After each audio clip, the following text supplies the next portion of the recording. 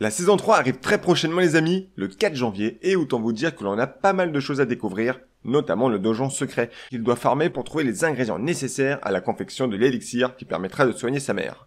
Pour une piqûre de rappel de ce qui s'est passé durant la saison 1, je vous propose ce résumé.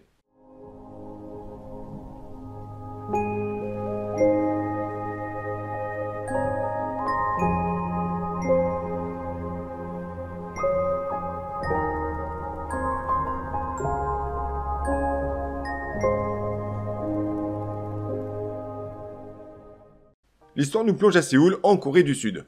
Des portails sont apparus un peu partout dans le monde, libérant des monstres qui mettent en péril la vie des citoyens. Pour pallier à ce problème, des chasseurs sont nés pour pénétrer ces portails afin de tuer l'ensemble des monstres qui y résident, sous un délai de 7 jours. Passé ce délai, si le donjon n'a pas été complété, les monstres à l'intérieur pourront pénétrer sur la Terre. Ces portails, tout comme les chasseurs, sont dotés d'une note montrant leur niveau de puissance. Un portail de rang E est plus faible qu'un portail de rang B. La même logique s'applique pour les chasseurs. Nous faisons la connaissance de Song Jin-woo, un chasseur de rang E. Il est considéré comme étant le plus faible de tous. Il participe à un donjon de rang D et retrouve certains visages qu'il connaît bien, dont Kim ou encore Joué, la soigneuse du groupe qui s'occupe souvent de ses blessures. Le groupe est dirigé par Song, le plus fort du groupe, un chasseur de rang C. Le groupe pénètre à l'intérieur du donjon, tout se passe bien, hormis Jin-woo, qui arrive à peine à se défendre avec une dague qu'il a achetée avec le peu d'argent qu'il avait. Dague qui vient à casser, enchaîné d'une attaque quasi mortelle qu'encaisse Jin-woo. Heureusement Joué veille sur lui et le groupe réussit à terminer le donjon. Du moins, c'est ce qu'il pensait. Il découvre un tunnel au fond du donjon. Le règlement veut qu'on attende les autorités pour savoir quoi faire, mais certains ont besoin d'argent et veulent par conséquent y aller pour espérer y ramasser du butin intéressant. Song organise alors un vote, et c'est le oui qui l'emporte pour continuer. Empruntant le tunnel, ils finissent par arriver devant une porte gigantesque. À l'intérieur, des statues possédant des armes, des instruments et un texte disant « Premièrement, tu vénéreras Dieu. Deuxièmement, tu rendras gloire à Dieu. Troisièmement, tu prouveras ta foi. Ceux qui ne respecteront pas ces commandements ne ressortiront jamais d'ici vivants. » Prenant peur, l'un des aventuriers décide de partir, mais l'une des statues se met subitement à bouger et le découpe en deux d'un seul coup. Les aventuriers sont pris de panique. Jamais un tel événement ne s'était produit dans un donjon. Soudainement, Jin-woo demande à tout le monde de se baisser. La statue principale, Dieu nous allons l'appeler ainsi, tire des lasers avec ses yeux. Le chef du groupe Song perd son bras d'ailleurs. Personne ne comprend comment sortir de cet enfer. Après s'être souvenu les commandements dictés par Song, Jin-woo veut tenter de les reproduire à la lettre. Le premier commandement, tu vénéreras Dieu. Jin-woo demande à tout le monde de se prosterner face à lui. Les yeux de Dieu s'éteignent. Les membres du groupe peuvent désormais se lever, mais l'enfer n'en est pas terminé pour autant. Dieu se lève de son trône et commence à écraser tout le monde. Jin-woo veut continuer à suivre les commandements, la clé pour sortir d'ici selon lui.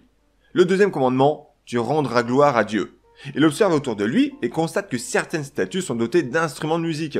Il demande à chaque personne de se placer devant une statue possédant un instrument de musique.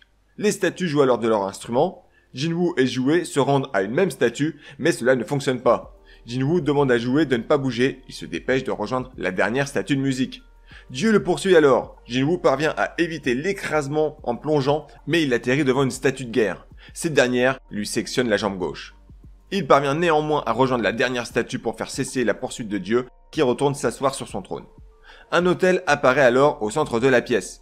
Troisième commandement, tu prouveras ta foi. Jin-woo est persuadé qu'il faut un sacrifié qui reste au milieu de l'autel. Kim propose d'y envoyer Song, le chef du groupe, qu'il tient pour responsable de cette situation catastrophique. Song accepte d'y aller. Une flamme orange s'active alors. Pour Jin-woo, tout le monde doit se rassembler auprès de l'autel pour activer l'ensemble des flammes oranges. Les membres du groupe s'exécutent, des flammes bleues apparaissent alors autour d'eux cette fois. La porte de sortie s'ouvre alors, mais des guerriers se mettent à bouger dans leur direction. Elles s'immobilisent lorsque l'on croise leur regard. Jin-woo comprend qu'il faut alors tenir le temps que les flammes bleues disparaissent. Elles jouent le rôle de minuteurs. Sauf que les membres prennent peur et s'enfuient les uns après les autres. Dès qu'une personne quitte la zone de l'hôtel, la porte se ferme peu à peu. Finalement, il ne reste plus que Jin-woo, Joué, ainsi que Song. Jin-woo ne pouvant pas bouger avec sa jambe coupée, il demande à Song de partir avec Joué. Jin-woo, seul sur l'hôtel, se fait lacérer, découpé, planté par les guerriers qui lui font face désormais. Avant que son cœur ne s'arrête, une notification lui apparaît. Il vient de compléter la quête secrète, la bravoure du faible, qui lui propose de devenir un joueur. Jin-woo clique sur oui. À son réveil, il se trouve dans un hôpital avec aucune blessure. Son pied et son bras sont bien là. Aucune cicatrice apparente. 2 agents du département de surveillance viennent le questionner, Wu Jingquol et Kang Tae-shik. Ils veulent en apprendre davantage sur ce qui s'est passé à l'intérieur du double donjon. 6 survivants en sont ressortis pour prévenir les autorités du drame. La guilde du Tigre Blanc a été envoyée à l'intérieur du donjon, mais rien. Aucune trace du double donjon, ni de statue. Il n'y avait que le corps de Jinwoo étendu sur le sol. Ils pensent donc à un double éveil qui expliquerait pourquoi il n'est pas mort. Ils lui font tester sa puissance à l'aide d'un appareil, mais ce dernier est unanime. Il n'a pas progressé d'un pouce. Malgré des questions qui restent sans réponse, les agents du département de surveillance se retirent. Jinwoo voit apparaître quant à lui sa fenêtre de messagerie, la même qui est apparue avant qu'il ne meure, lui proposant d'apparaître en tant que joueur. Il reçoit une quête journalière d'entraînement, lui demandant de réaliser 100 pompes, 100 abdos, 100 squats et 10 km de course. Le premier jour, il pense que ce n'est qu'une plaisanterie, mais dès l'écoulement du temps imparti, il se fait téléporter dans un désert où il doit survivre durant 4 heures à des centipèdes géants. Il parvient de justesse à s'en sortir et depuis cet événement, il va réaliser quotidiennement l'entraînement proposé. En plus de devenir plus fort, il gagne des points de compétence qu'il peut placer où il le désire. En force par exemple. Il reçoit aussi des récompenses dont une clé qui ouvre un donjon éphémère. Il décide de l'ouvrir pour s'entraîner davantage. Une fois à l'intérieur, impossible pour lui de faire demi-tour. Soit il tue le boss du donjon, soit il utilise une pierre de téléportation. Il fait face à 2 Lycans, des sortes de loups possédant une mâchoire en acier. Il regarde dans son inventaire s'il possède une arme et heureusement, il en sort une épée. Il réussit à tuer les 2 Lycans et gagne un niveau. Il comprend qu'il peut gagner beaucoup d'expérience en affrontant ces monstres, alors il décide de les enchaîner. Il obtient pas mal de récompenses en plus d'expérience et de points de compétence. Son niveau est désormais bien supérieur à celui des Lycans. Il réussit à trouver une pierre de téléportation, mais décide tout de même d'affronter le boss du donjon. Il fait face à Kazaka, le souverain du marais. Il se fait plus que malmener et ne possède que son épée désormais cassée pour lui faire face. Mais pas question d'abandonner, après avoir obtenu une seconde chance. Jinwoo serre les dents et se souvient qu'il a mis beaucoup de points en force. Il se positionne vers sa tête et l'étrangle jusqu'à le tuer définitivement. Il obtient une nouvelle arme qui possède une grande puissance par rapport à son épée précédente, ainsi qu'un flacon contenant du poison qu'il met de côté pour le moment. Le boss final étant vaincu, le donjon disparaît.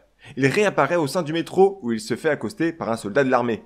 Il y a eu une rupture de donjon non loin d'ici et les chasseurs présents ont du mal à venir à bout du boss. Jinwoo intervient dans l'ombre en lançant son épée cassée afin de détruire la défense du boss. Les chasseurs présents en profitent pour le terminer. Il retourne ensuite dans sa chambre d'hôpital qu'il quitte quelques jours plus tard, ayant récupéré complètement.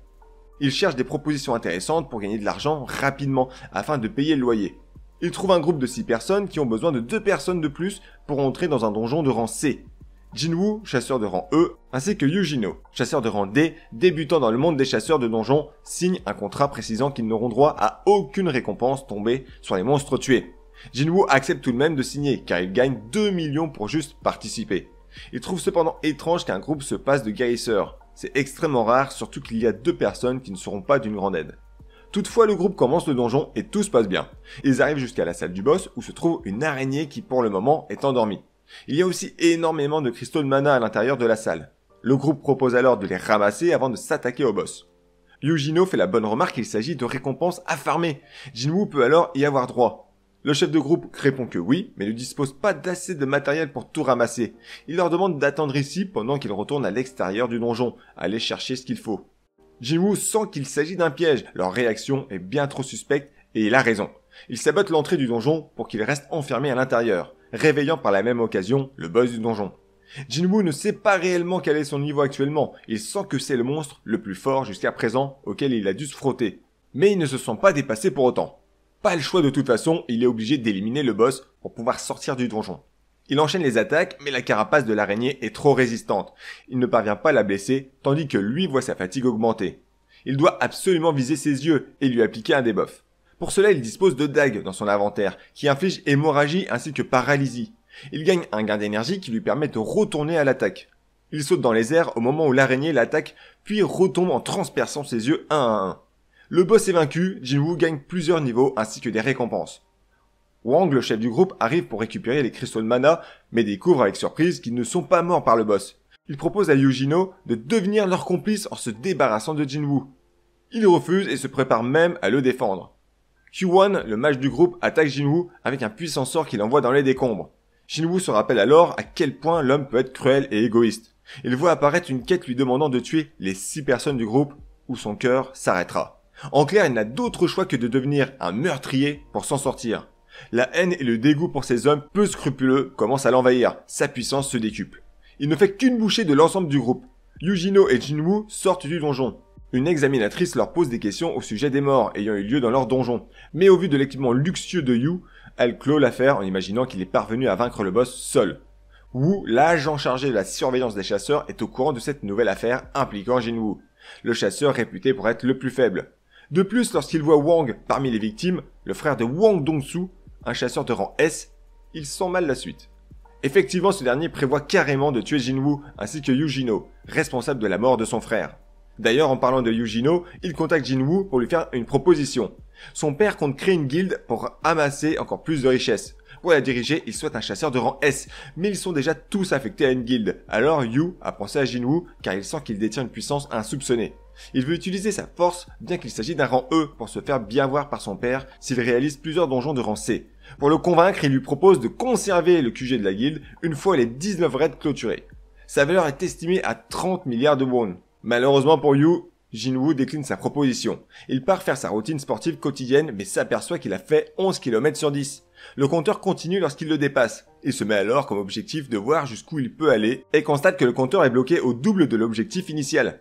Une fois fait, il débloque une quête secrète ainsi qu'une récompense, une boîte sacrée et une boîte démoniaque. Il ouvre la boîte sacrée et y trouve une clé de rang S qui ouvre un donjon, la forteresse démoniaque. S'il se rend au sein de ce donjon, une récompense exceptionnelle l'attend, l'élixir de vie sacrée, un élixir capable de soigner n'importe quelle blessure ou maladie. Parfait pour sauver sa mère qui est hospitalisée depuis bien trop longtemps. Bien qu'il ne sache pas s'il a actuellement le niveau, il n'hésite pas, il ouvre le donjon. Une fois à l'intérieur, il fait face à un environnement en flammes. Un adversaire redoutable attend, le Cerbère, gardien des enfers.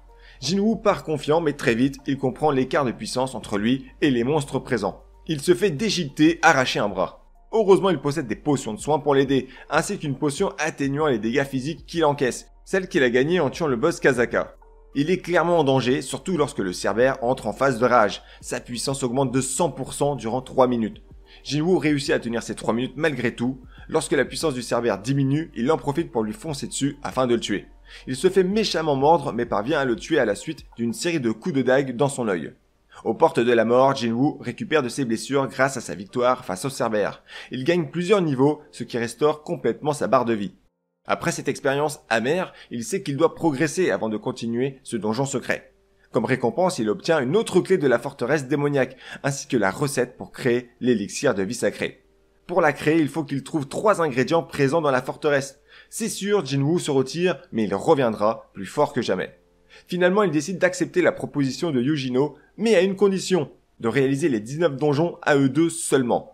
La mission de Jino est de recruter pour combler les places nécessaires pour entrer dans les donjons de rang C, mais une fois à l'intérieur, seulement eux deux feront les donjons. Pour convaincre Jino d'accepter sa contre-proposition, il lui fait remarquer le crédit qu'il gagnera auprès de son père s'il réussit à compléter 19 donjons sans le moindre blessé. Face à cet argument imparable, Jino accepte. D'ailleurs, la création d'une guilde par son père, le fondateur de Yujin Construction, fait de plus en plus parler, notamment autour des chasseurs de rang S, car il tente de les démarcher à tout prix. Faut dire que les plus grosses guildes se font énormément d'argent avec les ressources qu'ils remportent à l'intérieur des donjons. Parmi elles, on compte les Hunters, le Tigre Blanc, les Faucheurs, les Glorious et les Chevaliers. Normal que le père de Yu soit intéressé par ce gagne-pain. En attendant que Yu le recontacte pour commencer le donjon, Jinwoo accepte une demande envoyée par l'association des Hunters. Ils se rendent au portail menant au donjon en question et croisent d'anciens camarades. Song, l'homme qui a perdu son bras, Jue, la nana de rang B traumatisée encore par le massacre du double donjon, ainsi que Monsieur Kim et Kang Jingo. Ils sont accompagnés par 3 détenus qui participent au donjon sous surveillance d'un agent de l'association des Hunters de rang B, Monsieur Kang Tae-shik. Il prend la responsabilité de leurs actes et surtout, ils sont ici pour obtenir une réduction de peine en échange de nettoyer le donjon. Ils pénètrent alors dans le donjon jusqu'à arriver à 3 chemins qui se séparent. L'agent de l'association des Hunters, Tae-shik, prend le chemin de droite avec les 3 détenus.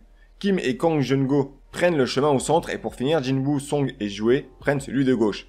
Il se trouve que les 3 détenus ont été condamnés pour avoir violé une fille et que le père de cette fille a grassement payé Monsieur Tae-shik pour qu'il les supprime. C'est ce qu'il fait, mais au moment d'abréger les souffrances du dernier détenu, Kim et Kang Jungo arrivent, leur galerie étant connectée.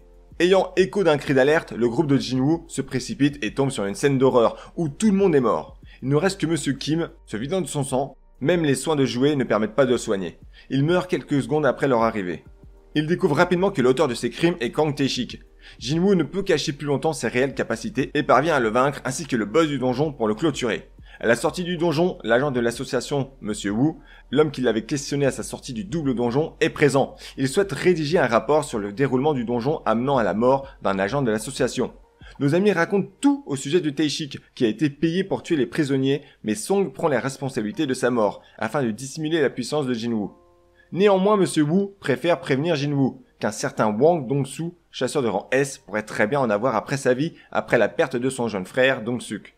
L'enchaînement de donjons de rang C organisé par Yujino peut enfin commencer. Il a recruté pour cela des chasseurs vraiment de bas étage, histoire de compléter le groupe à 8 personnes. Puis, comme prévu, seulement eux deux pénètrent dans le donjon, pendant que les autres membres attendent à l'extérieur.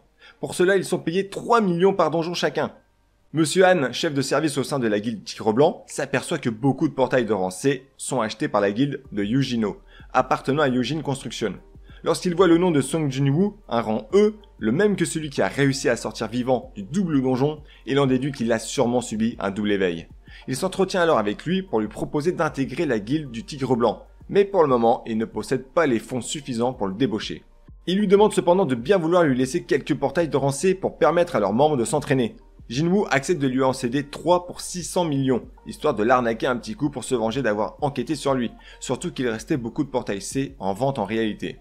Durant un donjon, Jinwoo reçoit un message lui notifiant qu'il possède désormais le niveau requis pour déclencher sa quête du choix de sa classe. Il décide de s'y rendre et atterrir une nouvelle fois dans un donjon. Pas de possibilité pour lui de se soigner ni de prendre la fuite.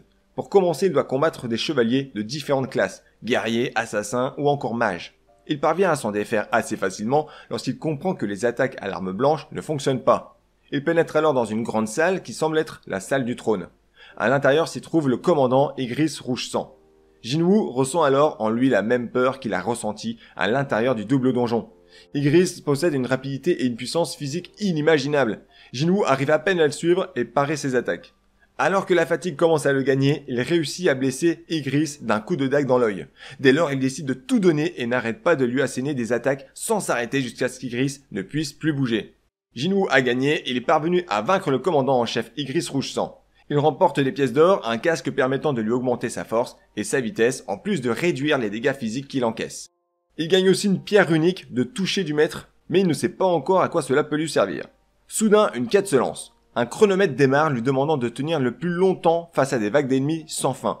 Heureusement, il s'agit de chevaliers semblables à ceux qu'il a combattus à son entrée dans le donjon, mais leur nombre ne s'arrête pas. Il en vient de tous les côtés. Il en est à 5 minutes, mais semble être à court de solutions pour tenir plus longtemps. Heureusement pour lui, la chance est de son côté, puisqu'il n'a pas encore réalisé sa quête quotidienne d'entraînement. Dès lors, il est envoyé dans la zone de pénalité dans laquelle il doit survivre durant 4 heures. Non seulement cela lui permet de gagner en endurance, mais en plus il gagne des niveaux et fait le plein d'énergie. Une fois les 4 heures écoulées, il réapparaît dans la salle où se trouvent les chevaliers. Il comprend que ces derniers viennent à l'infini grâce au portail d'invocation créé par les mages. Il les supprime alors tous et réussit enfin à en finir avec cet événement. Seulement voilà, vu que Jinwoo s'est rendu dans la zone de pénalité durant 4 heures, cela est comptabilisé dans le temps total qu'il a passé dans cette pièce, alors il est resté plus de 4 heures pour réaliser cette quête. Il dépasse largement le quota réclamé par le donjon, et il remporte des points bonus et accède à la classe de nécromancien. Au début, Jinwoo est très réticent à cette proposition de classe. Il a tout axé dans la force et l'assassinat, et voilà qu'on lui propose une classe à distance. Mais finalement, il se dit qu'allier troupe de Maccabée avec ses compétences d'assassin, cela pourrait bien être très efficace. Il accepte et s'empresse de tester ses 2 nouvelles compétences liées à sa classe, l'extraction de corps ainsi que la sauvegarde de ceux qu'il désire. Il extrait un grand nombre de chevaliers et même de mages, mais surtout, il réussit à obtenir Igris, Rouge Sang, à ses côtés. Pendant ce temps, une expédition est sur le point de commencer, du moins un 3e assaut sur l'île Jeju. Elle est dirigée par le chef de la guilde Hunters, Choi Jong-in, rendu possible notamment grâce à Go Guni, le président de l'association des Hunters de Corée. En arrivant sur l'île, le groupe est plus que surpris de voir que les fourmis présentes ont évolué. Elles possèdent désormais des ailes et peuvent à tout moment débarquer à la ville la plus proche, ce qui présente un réel danger pour l'ensemble de la population. Patientons jusqu'à la prochaine saison prévue, le 4 janvier, pour en apprendre plus sur les dangers de cette île de Jeju, ainsi que sur la nouvelle classe de nécromancien désormais acquis par notre cher Jinwoo.